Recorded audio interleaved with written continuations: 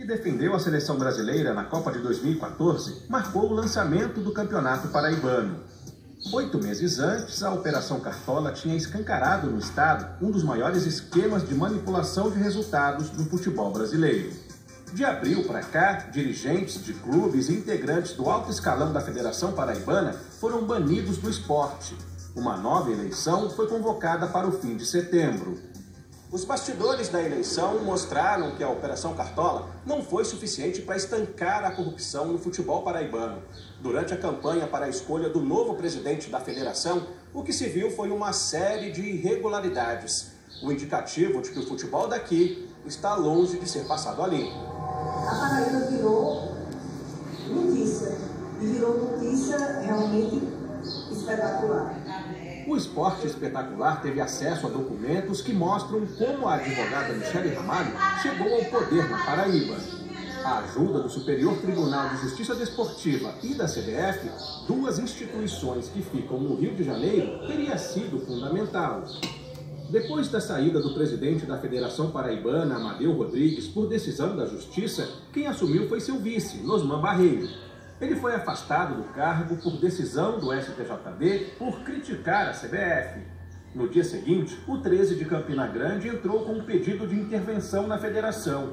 E horas depois, o STJD acatou esse pedido. Nosman acusa o STJD de ter aceitado um processo irregular. A nosso pedido, o professor e especialista em Direito Civil, Manuel Peixinho, analisou os documentos e confirmou que houve fraude processual. Chama a atenção uma procuração entregue fora do prazo que já tinha sido apresentada em outro processo da Justiça Comum. A data teria sido adulterada.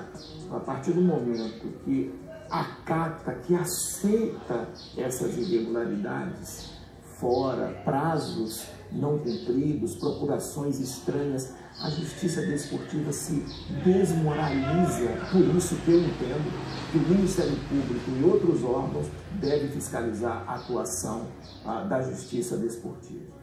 Nós procuramos o presidente do STJD, Paulo César Salomão Filho. Ele não quis dar entrevista, mas afirmou que desconhece qualquer irregularidade no processo. Depois de acatar o pedido de intervenção, o STJD nomeou um interventor, o auditor João Bosco Luz, que convocou eleições na Federação Paraibana. Ele teria atuado para que a candidata Michele Ramalho saísse vencedora.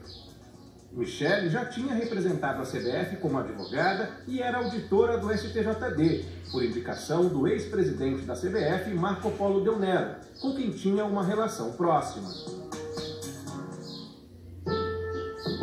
Ademário Cavalcante, então diretor de registros da federação, afirma que foi pressionado por João Bosco Luz a regularizar no sistema da CBF ligas e clubes que não teriam direito a voto. Por diversas vezes nos pediram para registrar clubes, certo, que documentalmente não estava correto. Não tinha a condição de se registrar. Ademário foi afastado do cargo. Segundo ele, uma pessoa da CBF registrou as ligas e os clubes. João Bosco garante que não houve irregularidade. Todas as ligas estavam com suas pastas devidamente arquivadas na federação, com toda a documentação, mas sem nenhuma providência. Então, por isso, a partir daquele momento, eu determinei que se tomassem todas as providências para que no prazo de até 72 horas antes das eleições, as ligas pudessem participar do pleito. Mas não é o que mostra o sistema da CBF registrado por Ademário antes de deixar a federação. No fim de outubro, o Diamante Esporte Clube foi regularizado, mas a eleição aconteceu quase um mês antes, no dia 29 de setembro. Ou seja, nesta data, o clube que votou em Michele Ramalho não poderia ter participado do pleito. A CBF informou que todo o processo eleitoral foi comandado pelo interventor João Bosco Luz e que, por isso, não vai se manifestar. Presidentes de outros clubes que não estavam em dia com a federação foram procurados pela chapa de Michele Ramalho. No caso do Kashima, clube amador que se destaca no futebol feminino, o apoio a Michele foi trocado por uma suposta vaga de emprego na federação, que não se concretizou. É o que diz o próprio presidente do time nesse áudio. Defendi ela, defendi todo mundo, com a promessa de que eu seria o assessor de imprensa da federação.